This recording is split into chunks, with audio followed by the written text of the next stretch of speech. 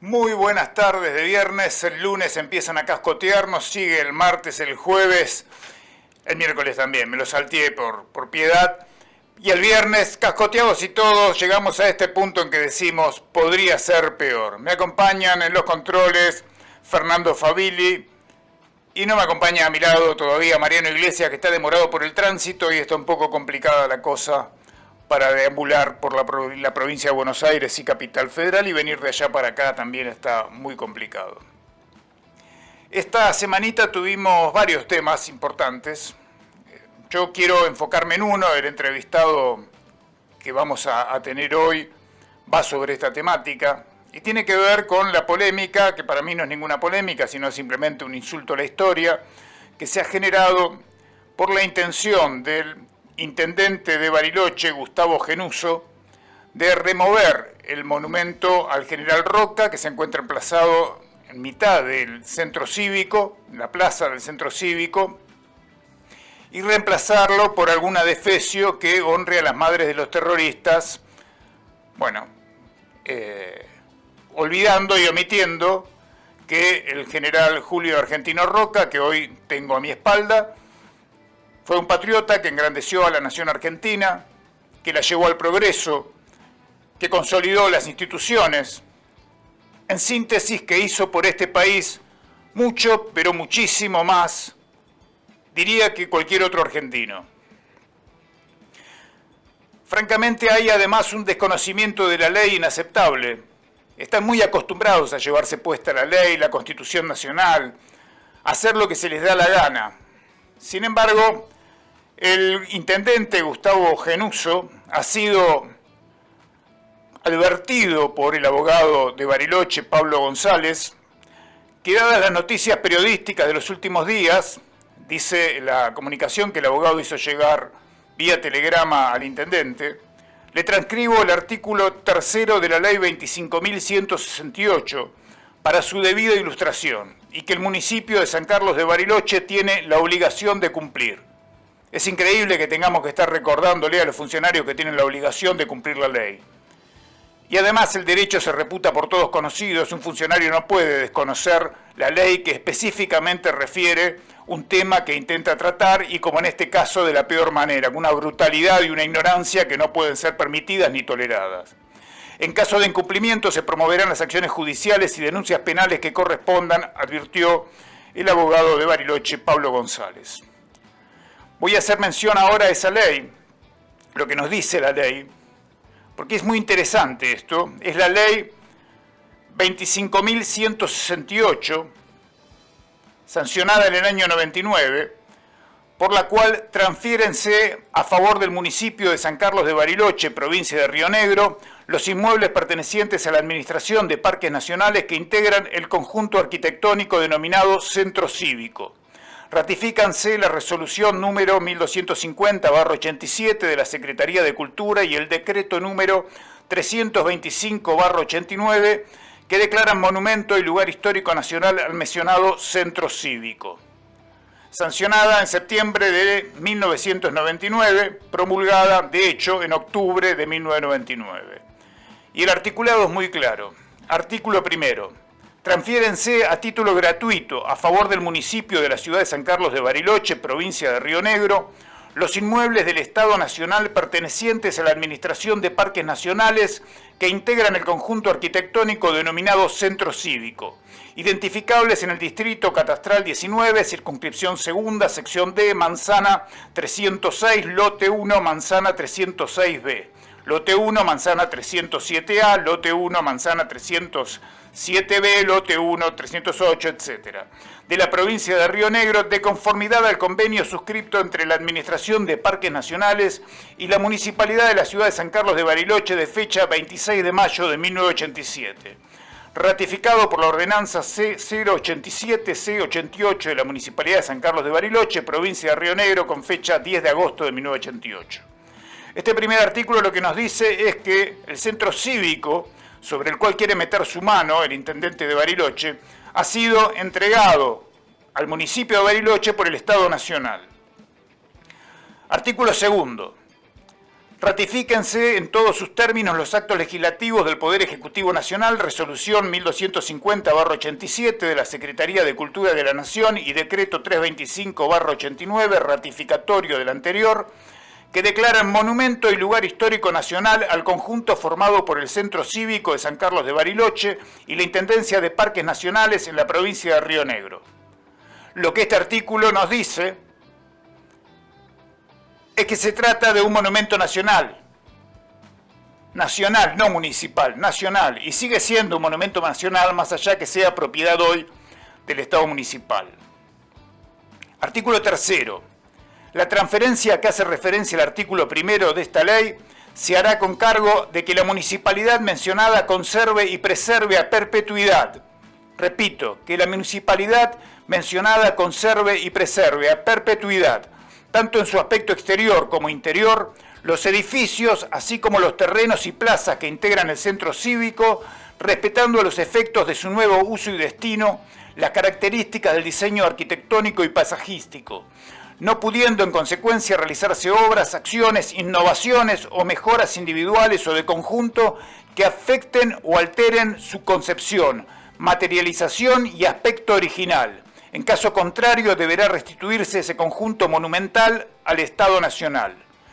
La expresión conjunto monumental no es gratuita. Sarmiento dice que en el idioma español no tiene sus locuciones en vano, y acá se ha escrito conjunto monumental, y eso refiere que está emplazado alrededor del monumento al general Julio Argentino Roca, y eso es un paisaje característico que hace también a la definición del centro cívico como un lugar típico del sur argentino. Y repito, sur argentino, no sur chileno, no sur mapuche, no sur marxista, sur argentino, y por eso está ahí la estatua del presidente Julio Argentino Roca. Artículo 4. La Comisión Nacional de Museos y de Monumentos y Lugares Históricos tendrá a su cargo la aplicación de la presente ley, a cuyo efecto deberá adoptar los recaudos necesarios para la observancia estricta de sus disposiciones. Sobre esto voy a volver más tarde. El Poder Ejecutivo Nacional deberá disponer en un plazo no mayor de 60 días, bueno, esto es de 1999, para que se haga efectiva la citada transferencia, que por supuesto así se hizo. Ahora bien, acá hay algunas cuestiones que no podemos dejar pasar por alto. Hay una ley que está siendo violentamente ignorada, es la ley, como acabo de decir, Nacional 25.168, y por esa ley el municipio de Bariloche debe conservar sin alterar el paisaje del centro cívico, paisaje del que la estatua de Julio Argentino Roca es la figura central, caso contrario vuelve a propiedad del Estado Nacional. O sea, para decirlo claramente, Roca no se toca. Luego, delinque, y esto es importante remarcarlo, delinque todo funcionario municipal, provincial o nacional que quiera obrar contra el monumento desconociendo esa ley. Es incumplimiento de los deberes de funcionario público, por lo que cualquier ciudadano podrá denunciarlo y cualquier fiscal podrá actuar de oficio. Espero que haya fiscales que, si quieren avanzar con esto, intervengan, porque últimamente también tenemos muchos fiscales que miran para otro lado cuando los funcionarios se llevan puestas las leyes. Y a mí me ha tocado denunciar en algún momento un ultraje al himno nacional por parte del gobierno de Santa Fe, y los fiscales miraron para otro lado. No es la primera vez que lo hacen, no ha sido la última, hay un montón de denuncias que han quedado archivadas de esa manera. Hace años la izquierda vandálica ataca todo monumento que represente la voluntad de ser y prevalecer de la nación argentina. Hemos visto hordas de izquierdistas intentando derribar el mismo monumento al que hoy quiere meterle mano el intendente de Bariloche. Y no pudieron hacerlo. Y Roca estaba ahí solo, sobre su estatua, con no recuerdo si más de 100 marxistas, mapuchistas, toda la escoria que ha sabido juntar la Argentina, estaba ahí tratando de derribar el monumento. Y son tan inútiles que no pudieron hacerlo. Bueno, no podemos permitir que lo hagan ahora, intermediando en esto el intendente de Bariloche. O vivimos bajo el imperio de la ley, o volvemos a ser territorio de la barbarie. Hoy vamos a entrevistar a Jorge Greco, vecino del Follel, Chubut, quien nos va a referir cosas que están pasando en el sur argentino, que creo que todos las conocemos en alguna medida, pero no como la viven ellos en carne propia.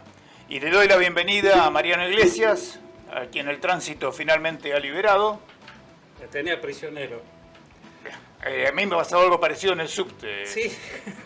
Hubo que empujar para salir. Bueno. Pero empujar acá mucho. Toda la fuerza parece, ¿no? ¿Por la razón o por la fuerza? Sí, lamentablemente, y más por la fuerza que por la razón últimamente. Bueno, qué acabo de hacer una pequeña introducción Lo escuché. sobre el tema Bariloche. Realmente, por eso tenemos hoy Sí, muy bien. la espalda bien cubierta con el general Julio Argentino Roca. Y realmente es vergonzoso lo que pasa con esto. Es electo de forma democrática, ¿no? Es que, a ver, además de su campaña exitosa. En Bariloche hay un problema con la población de Bariloche. Claro. Tendrían que preguntarse sinceramente si quieren ser argentinos, chilenos o mapuche. Deberían preguntárselo. Y también debería preguntarse qué función cumple Mónica Susana Capano, presidenta de la Comisión Nacional de Monumentos, de Lugares y de Bienes Históricos, que en lugar de saltarle a la yugular al intendente por intentar este atropello, que aparte perjudica patrimonio del Estado Nacional, porque hay si bien se transfirió la propiedad del conjunto monumental que representa el centro cívico, incluyendo el monumento a Julio Argentino Roca, al Estado municipal, esa propiedad revierte al Estado Nacional si no cumple la carga con la cual se le entregó. Y la carga es preservarlo tal como está. Así que uno... Y en el lugar que está, porque está clarísimo pero la por supuesto, ubicación no pueden modificar el paisaje. Si uno saca de ahí a Roca y pone algo que tenga que ver con cualquier otra cosa, y encima lo quieren hacer vinculado a las madres de terroristas, que son un ejemplo de corrupción monumental en la República Argentina, si quieren hacer eso, están alterando el paisaje, están alterando la construcción, están incumpliendo la carga con que el municipio recibió esa propiedad por parte del Estado Nacional. Y es interesante preguntarse qué ha hecho Mónica Susana Capano, presidenta de la Comisión Nacional de Monumentos, de Lugares y de Bienes Históricos, porque según ha trascendido dieron el visto bueno para que el intendente Genuso avance con esta iniciativa. Si es así, tanto Mónica Susana Capano como el intendente están en incumplimiento de los deberes de funcionarios públicos, pues los funcionarios no pueden obrar contra la Constitución Nacional ni contra las leyes de la República. Así que en esto está clarísimo, y esperemos que si intentan seguir con esto, la justicia, el Poder Judicial, lo que queda del Poder Judicial, si hay algún resto de decencia en algún lugar, fiscales que quieran actuar y no mirar para otro lado, como vienen haciendo hace muchos años, esperemos que se le pueda poner un freno a esto por las buenas. Y si no, habrá que ponerlo por las malas. Alguien tiene que decirlo y alguien tendrá que hacerlo. Por ahora lo estoy diciendo. Así que bueno, Mariano, ese es el tema. Perdón si estoy un tanto enojado. No, está bien, no. Es lógico que lo estemos, ¿no? O sea, empezaron con el monumento de Colón, pasó, nadie dijo nada, bueno, lo ubicamos en otro lado. Ahora con el monumento de General Roca, si pasa, y bueno, lo colocamos en otro lado. Y así nos van cambiando una historia del cual muchos estamos orgullosos. Por supuesto. Y la queremos mantener, preservar, y que nuestros hijos y nuestros nietos, si es que los tenemos, la sigan llevando adelante. Porque hubo una época que este país fue glorioso. Y justamente este señor que tenemos acá atrás fue parte de ese proceso. No solamente él, sino que él fue el abanderado de la generación parte del del 80. proceso. Él fue el abanderado de la generación del 80. Claro. Una generación que nos dejó un país moderno, pujante, progresista en el buen sentido de la palabra. Hoy ser progresista es ser nada.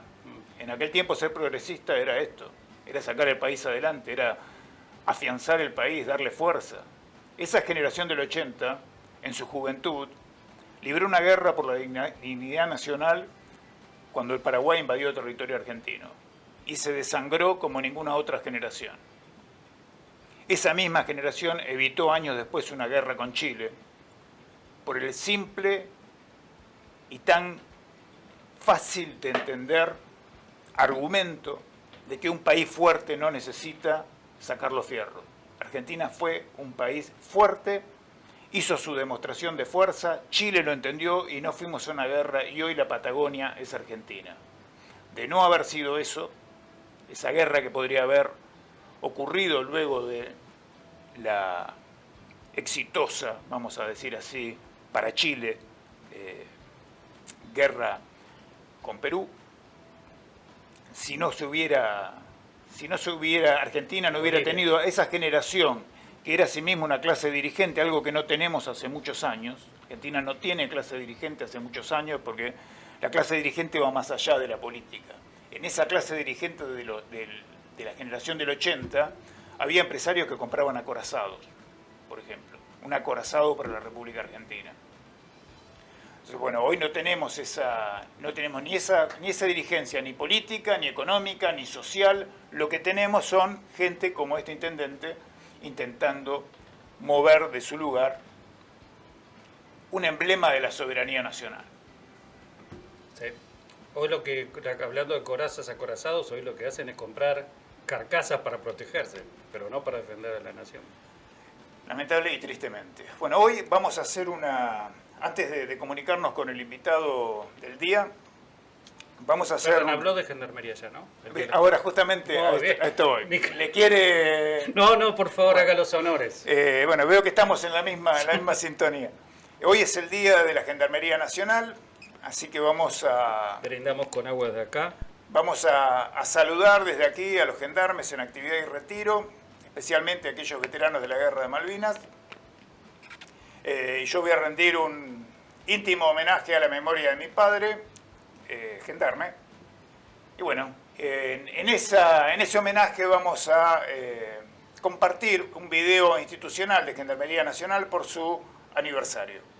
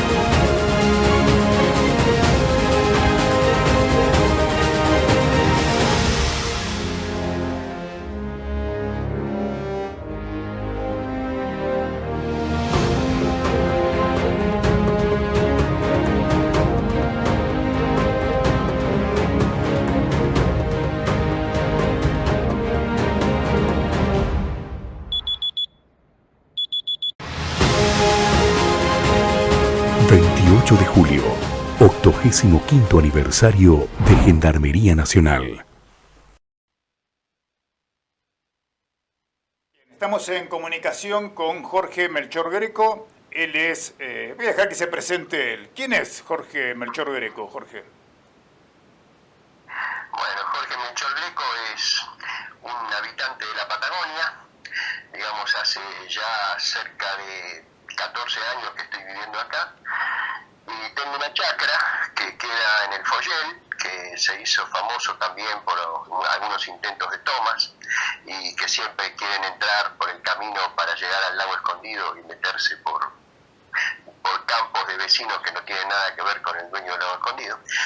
Y bueno, estoy acá, aprovecho para saludar a la audiencia y bueno, estoy listo para responder las preguntas que quieran saber sobre nuestra problemática que tenemos acá.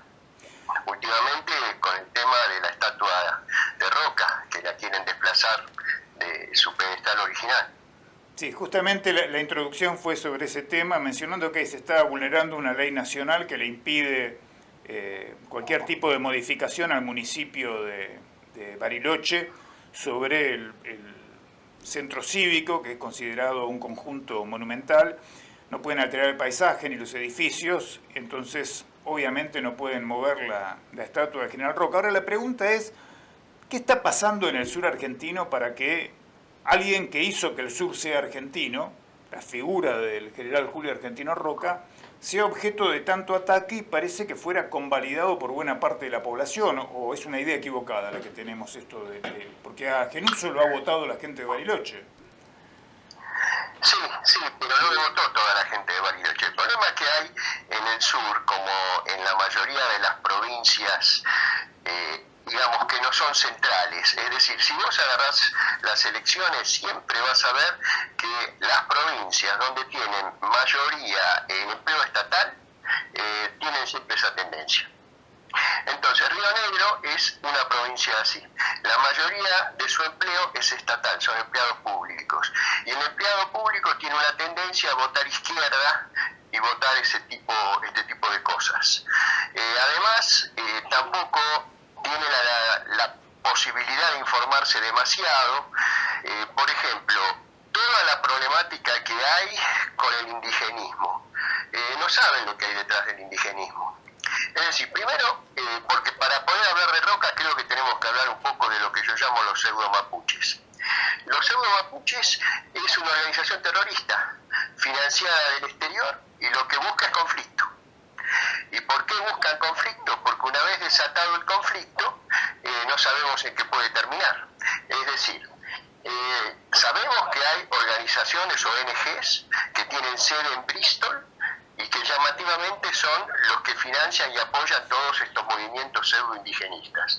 Que yo quiero aclarar que no tienen nada que ver con los verdaderos mapuches. Yo tengo vecinos que son verdaderos mapuches, que son originarios de en serio, que tienen varios ancestros y hace un montón de generaciones que viven acá, que tienen su tierra, algunos con los papeles bien, otros con los papeles medio flojos, pero tienen su tierra, la trabajan, y lo que es importante, en ningún momento van a decir que esa tierra no es argentina. O sea, todas esas banderas raras que vemos multicolor o que vemos con estrellitas y lanzas y eso es todo verso, no existe. Bueno, aparte, no existe la palabra mapuche. A ver si nos entendemos. La palabra mapuche, cualquiera que se tome el trabajo de mirar documentación, no van a encontrar la palabra mapuche más atrás de 1960. ¿Y por qué pasó eso? Porque el verdadero término no es mapuche. Si agarramos, por ejemplo, el libro de Musters, los partes de guerra de la conquista del desierto, los diarios de la época, cuando, por ejemplo, lo capturaron a Pincén, etcétera, van a hablar siempre de araucanos, no van a hablar del término mapuche. El término mapuche lo acuñaron cuando justamente empezaron con toda esta onda indigenista que arrancó por la década del 60, donde se buscaba el conflicto, porque esto arranca con el globalismo, es medio largo el tema. A partir de ahí dijeron, no, si nos llamamos araucanos, no va a ser muy elegante reclamar tierras en Argentina, porque queda claro que somos de la Araucanía en Chile. ¿Me siguen? Perfecto, claramente. Entonces, ¿qué pasa? ¿Qué es lo que hay detrás? Es decir, el globalismo, porque tenemos que hablar del globalismo, el globalismo busca enfrentar. Es decir, la izquierda lo que ya sabe que no tiene, que con la vieja lucha de clases no avanza. Entonces, ¿qué busca? Conflicto. ¿Qué conflicto? Hombres contra mujeres, blancos contra negros, indios contra blancos. ¿Y por qué buscan el conflicto? ¿Y quiénes son los que lo financian? En este caso hay muchas sospechas o casi certezas, porque en este tipo de cosas nunca hay la certeza total, de que está financiado por Inglaterra. ¿Por qué? Porque buscan el conflicto en la Patagonia. Y una vez que se desata el conflicto en la Patagonia, imagínate de que avance este tema del indigenismo como está avanzando en Chile, que aumente la violencia, que empiecen a usar armas y que de repente de este lado los vecinos, en lugar de quedarnos quietos, nos defendamos. Terminamos en una guerra civil. Cuando tengamos una guerra civil en la Patagonia, ¿qué va a pasar? Va a venir alguien de la ONU, algún filántropo, y va a decir, esta pobre gente se está matando, tenemos que ir a poner un poco de paz, tenemos que ir a pacificar. Entonces nos van a mandar las tropas de la ONU acá. Y cuando de repente le preguntemos a las tropas de la ONU, ¿pero esto sigue siendo Argentina? Y no, ahora no sabemos si es Argentina, es una zona de conflicto. Igual que en el Líbano, ¿vieron? Es así. Entonces, lo que yo les estoy contando no es una teoría conspirativa, hay que sumar 2 más 2. Ahí te agrego una cuestión, Jorge.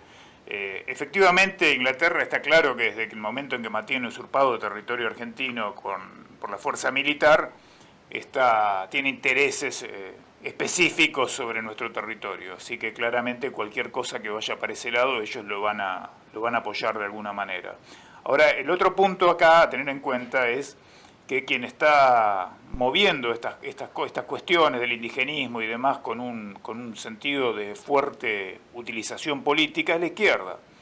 La izquierda, a partir de la caída del muro de Berlín, comprende que tiene que cambiar de sujeto revolucionario porque el obrero todos lo veíamos cruzando del este al oeste para irse al confort capitalista. Entonces ahí deciden ellos que ya el obrero, digamos, no era la clase obrera, no era el sujeto revolucionario, y había que crear un montón y variados sujetos revolucionarios nuevos, entre los cuales está el indigenismo, los problemas étnicos y demás. Y en el caso concreto de los araucanos, Héctor Yaitul, que vos sabés quién es perfectamente, es el principal referente de la corriente Arauco-Mayeco en Chile, que es un grupo violento, y referente principal de Jones Wallace, que dicho sea de paso, hizo un ofertón Jones Wallace, después vamos a hablar del ofertón que hizo Jones Wallace, creo que es una oferta de esas que uno no hay que rechazar, hay que tomarla. Bueno, lo digo ahora, dijo Jones Wallace, de que si se quiere terminar con ellos hay que fusilarlos. La verdad es un ofertón. Me da muchas ganas de tomar la oferta y hacerla válida, pero bueno, siguiendo. No se lo toma en serio siempre este hombre. Cuando habla, no, pero lo dijo en chiste. No, lo dijo en serio, tómelo en serio. Bueno, ahí tomándolo en serio, y vuelvo al hilo de lo que, gracias porque me había perdido. Si usted no me tira al pie, me voy. A este grupo araucano, que opera no solamente en Chile, sino en territorio argentino, los ha recibido en Venezuela, que todos sabemos que es un apéndice de la dictadura castrista de Cuba. Los ha recibido en Venezuela Diosdado Cabello. Y nadie va a visitar a Venezuela y encontrarse con Diosdado Cabello nada más que por compartir un café. Está claro que Cuba vía Venezuela financia este tipo de actividad. Mira, coincido totalmente con lo que vos decís. Es decir, a ver, la izquierda sabe, coincido plenamente, que sabe que tratando de poner al obrero contra el patrón ya no va más. Ya el marxismo tradicional no existe. Entonces lo que buscan es otro tipo de conflicto, como te dije. Hombres contra mujeres, negros contra blancos, gays contra heteros y, bueno, y indios contra blancos. Porque tienen protagonismo con el conflicto. Y en el caso concreto, estos pseudo-mapuches están financiados por la izquierda. Todos los abogados que tienen, los que están en este tema, tienen una cierta relación con la subversión, básicamente con los montoneros. La abogada que tuvo Jones Wallace hasta ahora, y no sé si la sigue teniendo, fue Gómez Alcorta, que era la ministra de la Mujer, que después renunció y fue reemplazada por esta otra chica de tendencias así lesbianas. Y bueno, o sea que todo lo mismo, son todos de la misma calaña, están todos en el mismo lado. No es, por ejemplo, Magdaleno Garda acá, que le hicieron renunciar también. Acá, por ejemplo, una anécdota, tuvimos una toma acá en un vecino, a unos 3 kilómetros del campo mío, y bueno, acá nos movilizamos todos los vecinos, porque somos bastante unidos, y en ese momento entró un periodista que era de Infobae, porque no dejaban entrar al periodismo, pero eso lo dejaron entrar. Y la que lideraba la toma, para hacer un poco de chapeo, agarra un teléfono satelital, que no todos tenemos teléfono satelital, no, y le muestra el teléfono satelital al periodista y le dice, este teléfono me lo dio Logarda. O sea que el INAI que era el Instituto Nacional de Asuntos Indígenas, que lo pagamos entre todos, lo único que hace es financiar y darle logística a las tomas que hacen los pseudo mapuches en los campos de la Patagonia. Correcto, y además ahí los hemos visto también en otros escenarios, que llegan los que van a usurpar los campos con autos oficiales.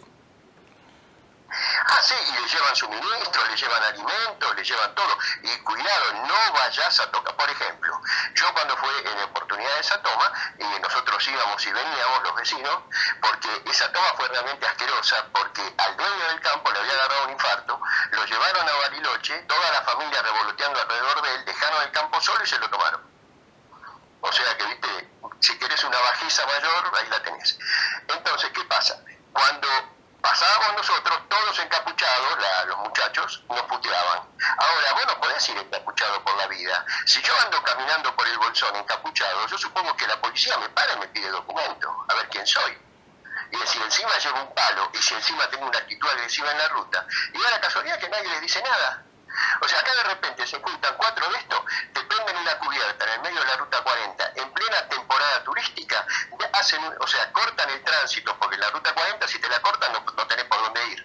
No es como en Buenos Aires que tenés alternativa. Y de repente cortan la conexión del Bariloche-Bolsón con simplemente 5 o 10 personas máximo. Y si vos te bajás del auto y le llegás a tocar, viene la gendarmería y te dice, no, señor, por favor, súbase, no me comprometa, porque vio, si usted le llega a pegar, lo tengo que detener. Ahora, al tipo que está encapuchado y con los palos y prendiéndole fuego y no dejando pasar a nadie, no le dicen nada. Es que claramente hay una orientación política que está en el gobierno, tanto nacional como provincial. Obviamente, no sé en el caso del Foyel, pero a nivel municipal también lo estamos viendo en Bariloche y en otros lugares, de avalar este tipo de cosas. A ver, el Foyel es muy particular porque el Foyel es muy chiquito y ni siquiera llega a ser un municipio, es lo que se llama una comisión de fomento. Hay un comisionado de fomento que lo elige justamente la gobernadora. Acá te digo, el apoyo, en su momento cuando fue esa toma que yo te digo, nos dio bastante apoyo la gobernadora, que en ese momento era Carrera. Ahora perdió, ahora la elección la volvió a ganar Beretinec, pero todavía no asumió. Pero te digo, incluso acá tenés otra gran diferencia, porque tenés el conflicto de Mascardi. Mascardi es una zona que pertenece a un parque nacional, y como es un parque nacional, es jurisdicción nacional, y tiene que intervenir el Ministerio de Seguridad de la Nación, Aníbal Fernández. En cambio, si vos salís del Parque Nacional, como es el caso del Foyel, el caso de Mi Campo, etcétera, es jurisdicción provincial, y ahí sí interviene la justicia provincial e interviene el Ministerio de Seguridad de Río Negro, que tiene más cercanía con el ciudadano que la voz. No sé si te acordarás cuando recién asumió la ministra Frederick. El lamentable paso por el Ministerio de Seguridad de la Nación, sí la recuerdo. Bueno, ¿te acordás que cuando hicieron los vecinos una marcha pacífica para protestar por la toma de Mascardi, la tipa le mandó a la policía que le tomen el nombre a todos los vecinos que iban en los autos para iniciarles una demanda penal? Es que ese es un hecho, ese Jorge fue un hecho con el cual en su momento publiqué un montón de cosas, porque era muy representativo de en qué manos estamos, que por primera vez en la historia, no sé si en la historia del mundo, pero no me resultaría raro que no haya pasado nunca en otro país, vecinos, ciudadanos que reclaman hacer cesar un delito al gobierno terminan siendo denunciados penalmente por ese gobierno. Eso es un hecho aberrante que ocurrió durante el régimen kirchnerista en la primera etapa de esta tercera presidencia de Cristina Fernández mediante el títere de Alberto. Sí, yo supongo que a lo mejor si buscas algún antecedente capaz que lo encontrás en el estalinismo, en Pol Pot o en alguna cosa así, ¿viste? Pero nunca en un país democrático. Pero bueno, sí, ya sé. Pero volviendo no sé, creo que ustedes me llamaron para hablar de Roca. Correcto. En el caso concreto de Roca, yo lo que tengo entendido es que hubo una carta documento donde todo lo que vos estás argumentando lo dicen. Acá yo no estoy en el terreno porque, viste, el Foyel queda a 80 kilómetros de Bariloche. Ahí los que normalmente se mueven es un grupo que se llama Consenso Bariloche. que es un grupo de empresarios, de gente destacada de Bariloche, y que buscan justamente lo que buscan para que no se les afecte, no afecten el turismo, porque Bariloche obviamente vive del turismo. Acá todo el mundo vive del turismo, porque vos tenés una mala temporada turística y nadie trabaja. No trabajan ni los plomeros, ni los pintores, ni los jardineros, ni los restaurantes, nadie. Y tal es así que justamente el año pasado, ¿se acuerdan cuando fue el problema en lo que era la puesta del ternero? No sé si se acordarán de ese conflicto, sí, porque tuvimos varios conflictos en la zona. Ahí, No sé si mal no recuerdo, es donde hubo 1 o 2 muertos, no me acuerdo ahora. Hubo, sí, creo que un muerto y un herido, y hay dos pobres tipos que están presos desde ese momento y todo el mundo se olvidó de ellos. Sí, ahora, lo que pasó en ese momento, cuando fue eso, que los habían desalojado, porque ahí los desalojaron, volvieron a tomar, el segundo desalojo no se lo hicieron y así. Cuando los habían desalojado la primera vez, habían pintado en varias paredes del Bolsón, que decían, si hay desalojo no hay turismo. O sea, iban a atacar el turismo, y es por eso que cortaban las rutas, y etcétera. Y el año pasado justamente hasta lastimaron a algunos turistas, porque se bajaron un par de muchachos a protestar y les pegaron. Y les partieron la cabeza, no es que los mandaban al hospital. Y bueno, y es así, ellos tienen derecho a hacerlo. Pero bueno, es lo que yo digo, siempre que hablamos de la izquierda tenemos que, viste, somos todos iguales, pero algunos somos más iguales que otros. Orwell puro. Siempre pasa. Sí. Jorge, ¿qué tal? Así que bueno. Soy Mariano, te hago una pregunta. Decime. Decimos que gente de izquierda, pero en realidad me parece que esa es también otra bandera como la de los cuadraditos multicolor, para en realidad ser simples criminales que están generando el caos para que de pronto la gente de bien, la gente de la zona, los nativos, terminen vendiendo, regalando o se les tome la tierra para que después ellos hagan sus negocios. O estoy muy equivocado. Mira, yo lo que te digo es, la gente de izquierda, en la izquierda vos tenés distintos tipos de militantes, si vos querés. Vos tenés, por ejemplo, ¿viste este famoso lío que hay con el acceso al lago escondido, por ejemplo? Que hace un par de meses tuvimos también otro despelote acá en el Follel. Vos tenés, para que te des una idea, en ese momento vinieron 500 personas, 500, no te estoy exagerando. ¿Qué pasa? Esas 500 personas, a cada uno le pagaban 15.000 pesos por día. Y los organizadores, que uno de ellos fue Grabois y el otro fue Urien, otro montonero.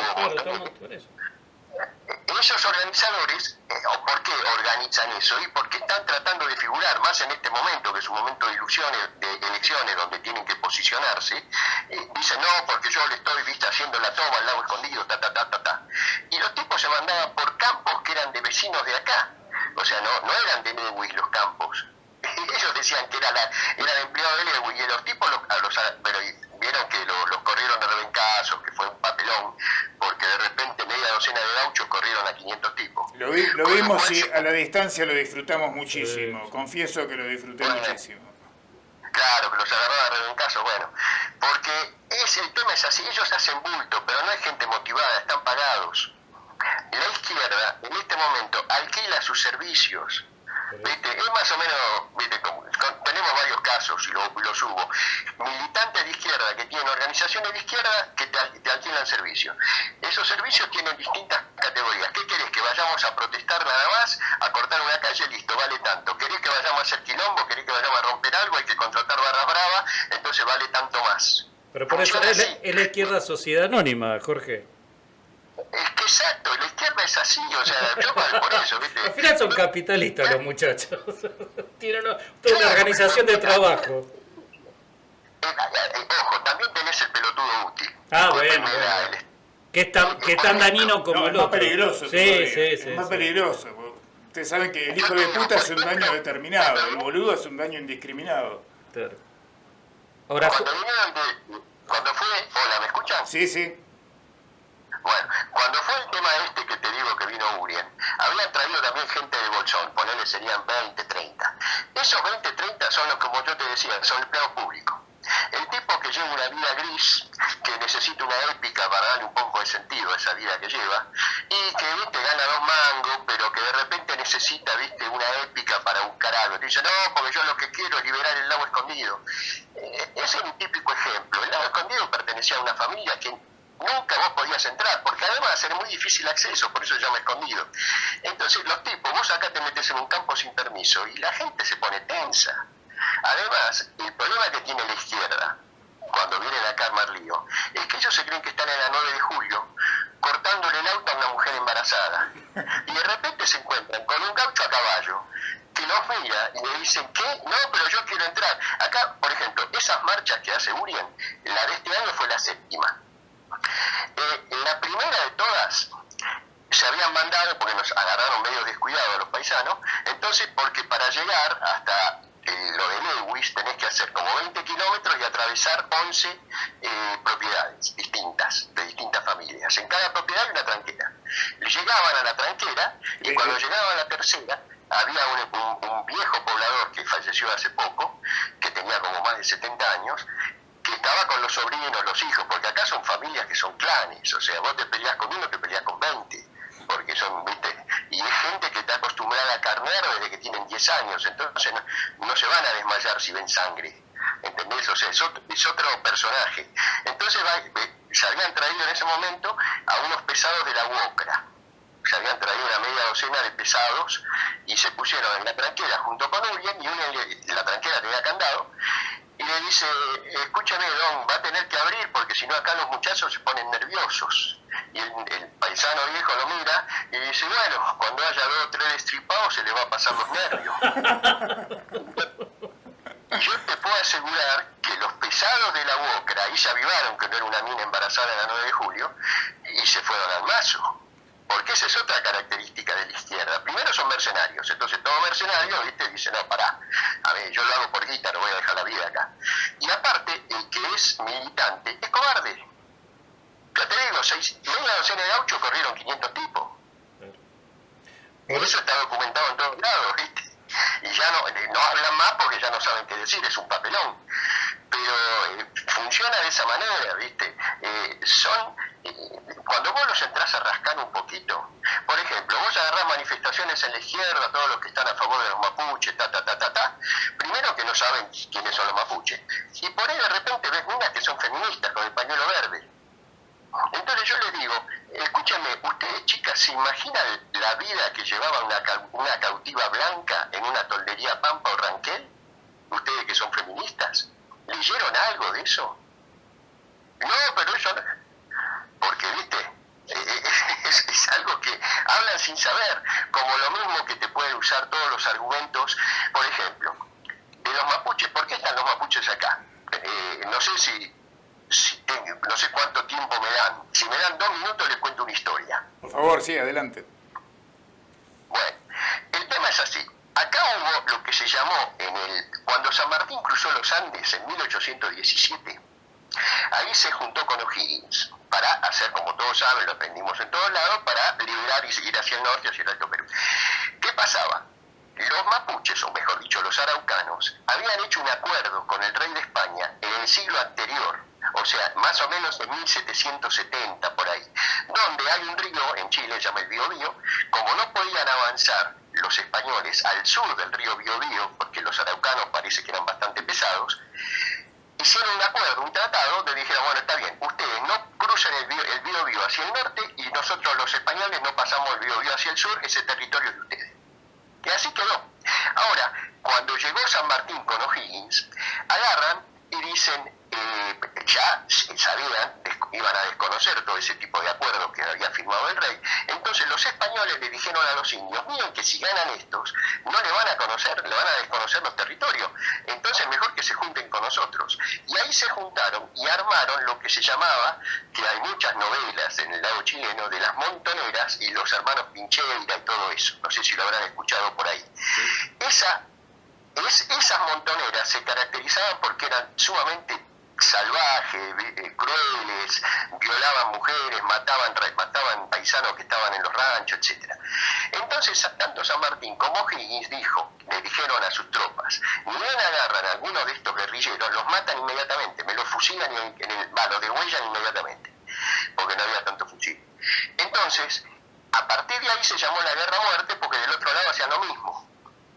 Cuando esa guerra a muerte termina en 1832, y ahí es definitivamente derrotado las tropas realistas, las montoneras y los indios. Y entonces, ¿qué hace? Se rajan todos para acá. Los caciques araucanos, por ejemplo, Chocorí, que era el padre, no sé si ustedes conocen algunos personajes de los araucanos de este lado, por ejemplo, habrán oído hablar de Foyel, que es el nombre de este pueblo, de Inacayal, que hay un hotel importante en Bariloche, de Sayhueque. Bueno, Chocorí era el padre de Sayhueque. Sayhueque es lo que se llama un lonco, es decir, una autoridad máxima de esta zona, porque los indios no son todos iguales. Una cosa son los manzaneros de Neuquén y de Río Negro, otros son los pampas de Calfucurá, y otros son los ranqueles de Mariano Rosas, que están en la zona de San Luis, Santiago del Estero, Córdoba. Entonces, son todos de origen araucano, pero son distintas tribus. No sé si los aburro. No, para nada, estamos escuchando y acá tengo audiencia extra escuchando muy gente, atentamente. sí. Bueno, entonces, ¿qué pasa? Cuando se pasaron para este lado, por ejemplo, hay muchos que o sea, toda la izquierda idolatra a Calfucurá. Calfucurá era chileno. Y cuando, por ejemplo, hicieron bueno, volvamos a Chocorí, empecemos por Chocorí. Chocorí era el padre de Sayhueque. Sayhueque le decían el señor de las manzanas, porque tanto a Río Negro como a Neuquén lo conocían en esa época como el país de las manzanas. Y era el manzanero, o sea, le decían los manzaneros a las tribus que estaban por acá. Y eran bastante, digamos, civilizados, entre comillas, o sea, excepcionalmente criaban ganado, cosa que no hacían los pampas ni hacían los ranqueles, y hacían también algo de agricultura. O sea, que eran más, y incluso habían tenido muchos acuerdos con los blancos, sobre todo con Rosas. Es decir, no eran tan maloneros los manzaneros de acá como, por ejemplo, la gente de Calfucurá, o la gente de Mariano Rosas, que era el jefe de los ranqueles. Entonces, ¿qué pasaba? Había una rivalidad entre ellos, pero lo que sí era cierto, que cuando se pasaron de este lado, hicieron un exterminio de lo que eran los tehuelches o los abeniquen. ¿Y cómo era su manera de exterminar? Agarraban a los hombres y los mataban, se quedaban con los chicos y se quedaban con las mujeres. Y a las mujeres, obviamente, las dejaban embarazadas y salían mestizos. Entonces, ¿qué pasa? Mestizos, mitad tehuelche, mitad araucano. Por ejemplo, Foyel era un mestizo. También lo era Inacayal. O sea, eran caciques, o sea, que ellos eran inaloncos, es decir, una especie de caciques de lonco de segundo grado. Dependían de Sayhueque. Ahora, ellos eran mestizos, mitad araucano y mitad tehuelche. Pero era un verdadero genocidio porque le eliminaban la lengua y le eliminaban las costumbres. O sea, era una absorción. El araucano absorbió al tehuelche, no es que lo exterminó al tehuelche, exterminó a los hombres en el primer momento porque era tan normal. A los guerreros, cuando se perdían de un lado y del otro, incluso lo mismo hacían los blancos. A los guerreros los liquidaban y se quedaban con las mujeres y los chicos, o los viejos, lo que decían la gente de Chusma, le decían. O sea, separaban una tribu entre guerreros y Chusma. Ahora, ¿qué pasaba? Eso fue una absorción cultural. Es por eso que no hay ningún nombre de raíz tehuelche. Por ejemplo, ustedes cuando vienen a la Patagonia pasan, yo qué sé, Choel, Cura Malal, Collón Cura, son todos vocablos que son araucanos. No hay ningún araucano, no hay ningún vocablo tehuelche, porque todos los vocablos tehuelches los eliminaron. Fue una absorción cultural. Ahora, de todas maneras, todos esos que se pasaron de este lado, después estuvieron totalmente integrados. O sea, en ningún momento decían, esto no es Argentina, yo no soy argentino. Se fueron asimilando. Toda esta reclamación territorial es nueva, arrancó en 1960. Correcto. Antes no estaba ese conflicto. Si ustedes miran los periódicos o lo que fuera, era muy raro que hubiera un conflicto de ese tipo. Es que en realidad el conflicto se había resuelto ya por el 1641, cuando se firman las capitulaciones de la paz entre la Corona de España y los indios araucanos del Reino de Chile. O sea, clarísimo cómo estaban identificados. Indios araucanos del Reino de Chile. Nadie, como dijiste vos, utilizaba la palabra mapuche. Y es muy curioso que ese tratado sea reivindicado hoy por hoy como si fuera el origen de la independencia mapuche, porque lo que decían en ese tratado los araucanos era que se reconocían súbditos vasallos del rey de España, con lo cual tenían una contraprestación que le preservaban ciertas prerrogativas. Pero ya en ese momento se terminó la soberanía, si alguna vez la hubo, porque nunca llegaron a formar un Estado, ni siquiera un protoestado, diría. Si alguna vez tuvieron alguna independencia, alguna conformación que pueda considerarse estatal o preestatal, la dejaron sin efecto en ese momento. Por eso es que tanto Argentina como Chile no tienen que dar ninguna explicación y su territorio es el que todos conocemos. Y aparte quedó muy claramente definido desde el vamos que era de la cordillera hacia el oeste Chile, de la cordillera hacia el este Argentina. Claro, es que funcionó así, es decir, además no nos olvidemos que eran nómades, o sea que el sentido del territorio no tiene el mismo valor que tiene para el blanco. El blanco se establece, hace su casa, se queda ahí, funda su familia y generalmente no se iba más. Ese sentido, Jorge, ese sentido nómade que tenían los araucanos, se explica por el origen de la palabra huinca. Todos sabemos que huinca es como los araucanos, los aborígenes en general del territorio argentino llaman a los blancos, del territorio argentino, del territorio sudamericano llaman a los blancos. Y significa nuevo Inca. ¿Por qué? Porque los araucanos tuvieron que desplazarse hacia el sur por el avance del imperio Inca, desde más al norte. No es que llegaron, no que brotaron de la tierra como nos quieren hacer creer con el cuentito de que mapuche significa brote de la tierra y algunos lo interpretan en forma literal, aunque parezca increíble. No es que brotaron de ahí y crecieron, sino que venían desplazándose desde el norte huyendo del dominio inca. Por supuesto, eso era mucho más lento que la llegada de los españoles, con otro medio logístico, navegación, etcétera. Tienen que correr más rápido hacia el sur y van resistiendo. Y eso hizo que nunca se afincaran en un lugar, porque afincarse era caer bajo dominio de los incas primero y de los huincas, los nuevos incas, que son los españoles después. Por lo tanto, generan una sociedad ambulante de recolectores, no construyen, y ahí viene todo el mito de la cosmovisión mapuche, el entendimiento con la naturaleza, qué sé yo, que en realidad significa una sociedad ultraconservadora que no toca nada porque pasa por todos lados y está siempre huyendo. Ese es el sentido de los nómades mapuches. Y la prueba lo tenés, que son tan defensores de la naturaleza. Andá, fíjate lo que hicieron en Mascardi, un desastre. Tiraron árboles, hicieron cosas, ¿viste? Árboles centenarios los tiraron a la mierda para hacer leña. Y como eso, un montón de cosas, fue una depredación total. El tema es así, esta gente por naturaleza son nómades.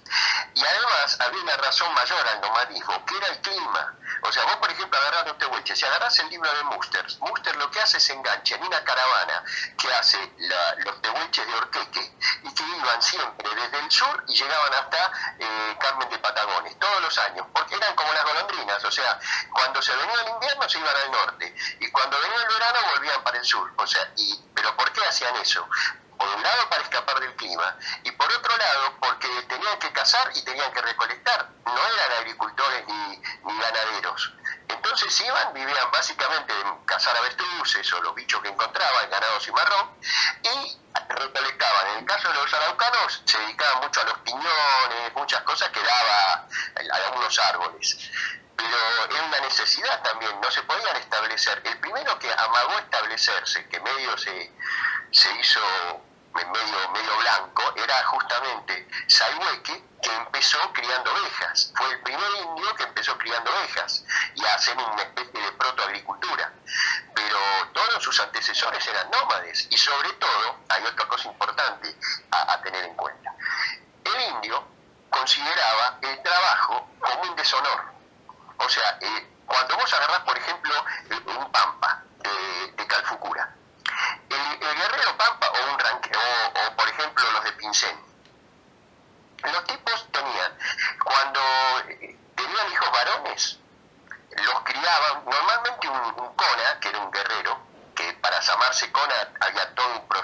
iniciación, no cualquiera se llamaba Kona, agarraba a los hijos varones y les enseñaba las técnicas de pelea, andar a caballo, eran excelentes jinetes, y los llevaba a un bautismo de fuego. Perdón. Resulta que si como resultado de ese bautismo de fuego el hijo demostraba cobardía, ahí automáticamente lo repudiaba y lo mandaba con las mujeres y con los cautivos blancos. Por eso que ellos llevaban tanto cautivo, porque necesitaban gente para trabajar, porque ellos no trabajaban. O sea, el guerrero consideraba deshonroso el trabajo, y es por eso que necesitaba el malón. Cuando Sarmiento los llamaba bárbaros, no los llamaba bárbaros insultándolos, los llamaba bárbaros por la definición correcta de la palabra bárbaro. Jorge, Es decir, alguien que vive en el Jorge, el tiempo ha volado y tenemos que entregar el programa porque hay otro programa que nos sigue con Guillermo Lanfranconi para los que quieran quedarse a escucharlo. Así que bueno, te voy a pedir un cierre así rápido. Vendeme el Foyel, decime por qué uno debería conocer el Foyel en algún momento. Mira, el Foyel está a mitad de camino entre Bariloche y el Bolsón, pero pertenece a la comuna del Manso. El Manso es un río, o sea, que luego que tiene de Manso es el nombre porque tiene dificultad 4 en rafting. Es un nombre irónico, si vos querés. Y el Valle del Manso, no solamente el Foyel, el Valle del Manso es muy, muy hermoso. Realmente porque es salvaje, van a encontrar, no hay un pueblo, no es un pueblo, el Foyel no es un pueblo, son 4 casas, sino que son campos, y cada campo crían ganado, hacen plantaciones de fruta fina, hacen dulce, es naturaleza. Pueden hacer trekking, andar a caballo, andar en bicicleta, o sea, mountain bike, escalar. Tal es así que todas las actividades que son, digamos, de turismo aventura, tanto de Bariloche como del Bolsón, lo vienen a hacer al Valle del Manso. Bien. Jorge, Con eso te doy una idea. sí, nos convenciste a nosotros, porque me parece que hay tanto negocio y tanta cosa maravillosa que hay ahí. Están más convencidos esos pseudo mapuches, entiéndase zurdos, y para mí delincuentes que están tratando de quedarse con esa tierra sin trabajarla y sin comprarla. Pero Sí, sí, esa tierra no se la van a quedar los mapuches, se la van a quedar los ingleses. bueno, peor todavía no, nada, podría ser peor. Podría ser peor, pero igual en estos casos no hay un peor que el otro. Eso tiene que Para ser cerrar, Jorge, te comparto. Nación Argentina y nada más. Sí, exacto, solo la Nación Argentina. Hay una serie en las plataformas, pero también lo pasan se llama Yellowstone, quizá la pudiste ver, que habla un poco de la tierra de Estados Unidos y obviamente el conflicto que hay con la política, con los políticos y con los originarios. Con que veas un par de capítulos, ahí nos vas a poder contar, Jorge, a ver qué te parece. Se llama Yellowstone. Yellowstone, exactamente, y el protagonista es Kevin Costner, que hace de hacendado de una tierra que lleva. Este programa lo podrán ver, pero el que no pudieron, ahora lo vamos a tuitear, obviamente, a través de la página de la radio, radionuevafuerza.com. Así que muchísimas gracias, Jorge. Jorge, un abrazo enorme, gracias por la deferencia de atendernos. Y será hasta el próximo viernes. Esto ha sido todo, podría ser peor. Podría ser.